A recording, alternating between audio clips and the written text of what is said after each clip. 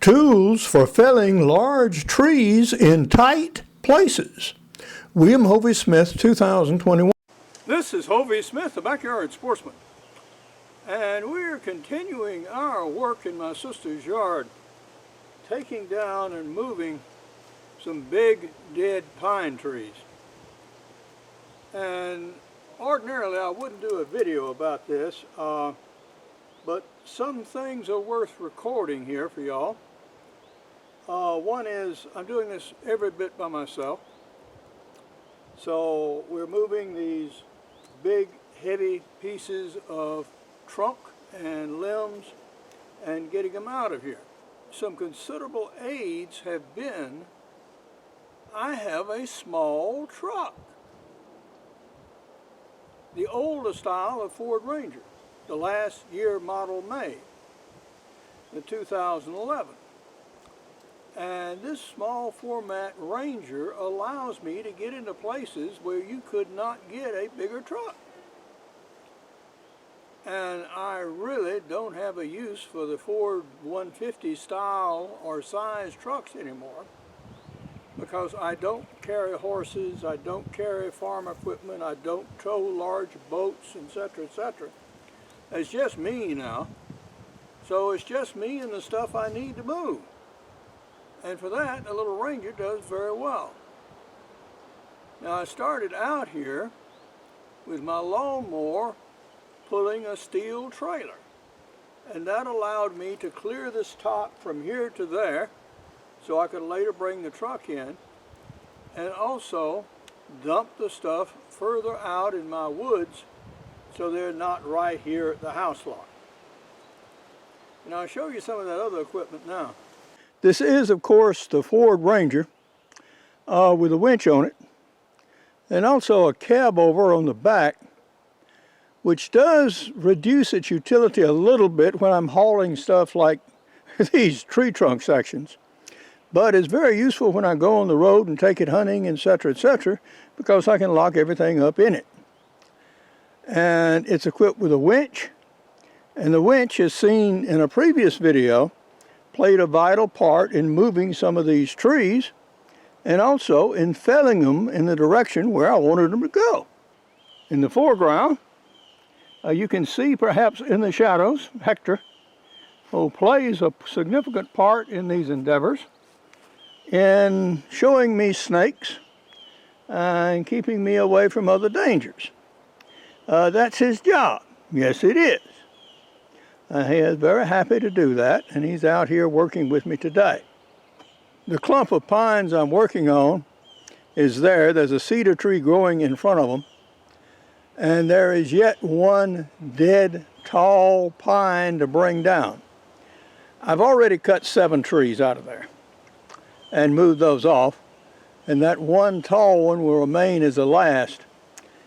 I fell them one at the time, more or less, just to keep the litter out from underfoot, because when you're moving these big heavy rounds, the last thing you want to do, particularly at my age, is stumble over branches and stuff.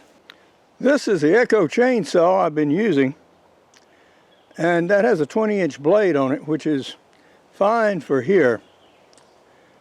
I had resharpened it before I started cutting this morning, and by the time I'd cut the tops into smaller pieces I could handle, and this far back on the trunk itself, the blade was dulling. And yes, I could have cut with it some more, but it was about lunchtime and I was out of gas anyway, so I took it back to the shop and resharpened the blade. So now we can resume, and hopefully with this sharpening, get rid of the rest of this trunk. And to complete the equipment ensemble, this is the snapper lawnmower and the steel trailer that I've been using to haul away the bulk of the material from the first half dozen trees, as well as clear this immediate site so I could get my truck back here without endangering the tires by running over these sharpened branches. This old pine, yeah, you run over it right and it'll puncture a tire, I guarantee you. Another thing worth remarking about is this very dark black topsoil. This is what the original soil in this country looked like.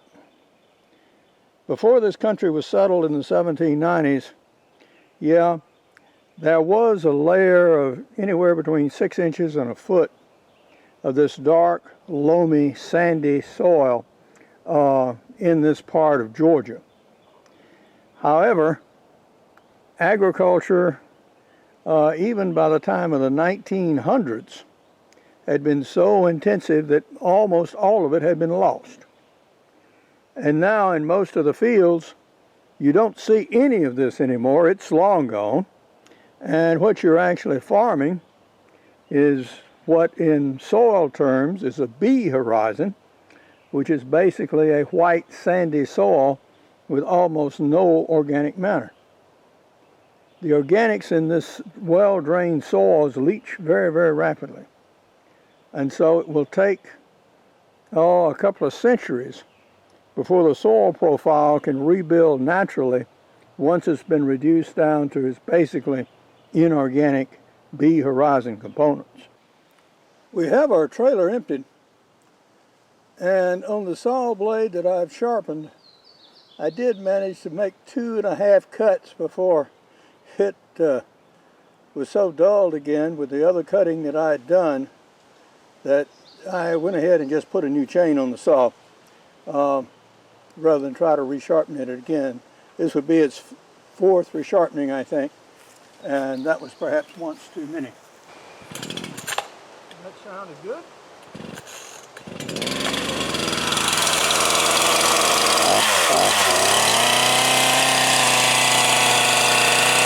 I'm an author, and most of my titles are outdoor books, but I do have some business titles. My newest is Make Your Own Job Anytime, Anywhere, at Any Age.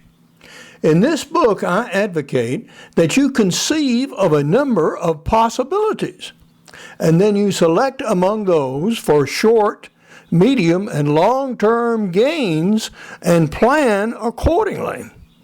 So, if you should suddenly be laid off from work, you have something already developed to fall back on.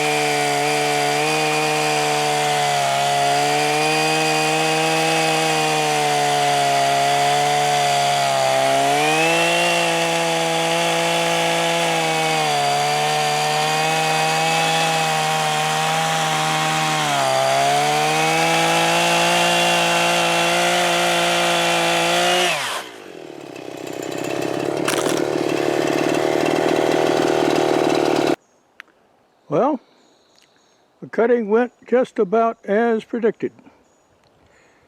With a new chain, I made it all the way through, and that's 1, 2, 3, 4, 5, 6, 7, 8, 9 cuts on the larger log and 3 on the smaller one. So that's good for a tank of fuel. And I think we're going to call it quits. Well, this is Hovey Smith, reminding you to hunt what you eat and eat what you hunt. Be legal, be ethical, be safe. Goodbye, God bless, and see you next time. I usually work chainsaws by myself. Now, while it is handy to have another person to pull away branches as you cut them, only one person should be cutting on a tree at the time. Now, the Echo with its 20-inch blade was about optimum for this size tree. For more information on my books, blogs, and other topics, go to www.hoveysmith.com. To find out more about my business books, go to createyourownjobsecurity.com. To discover how my novel, screenplay, and movie project, Father of the Grooms, is progressing, go to fatherofthegrooms.net. Good hunting and good eating from the outdoors. Goodbye and God bless.